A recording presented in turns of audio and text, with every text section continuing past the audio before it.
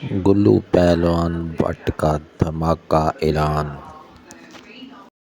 अस्सलाम वालेकुम जी। मैं गुल्लू पहलवान पठा इनाम Bhatt Rustam Pakistan world champion wrestler brother Zafar पहलवान फौजी जी। ईद के पहले दिन मेरी कुश्ती है शुभान पहलवान सियाल दे नाल ते मैं इंशाल्लाह कुश्ती लड़न आ रहा। मेरा बयाना किया है हाजी मकसूद सूईए ने।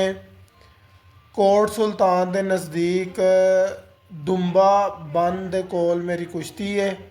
तो मैं दावत देना तमाम शकीन हजरात नूं कि कुश्ती वेखन आओ। बहुत शुक्रिया। नुमाइंदा चैनल चौधरी कुश्ती चैनल।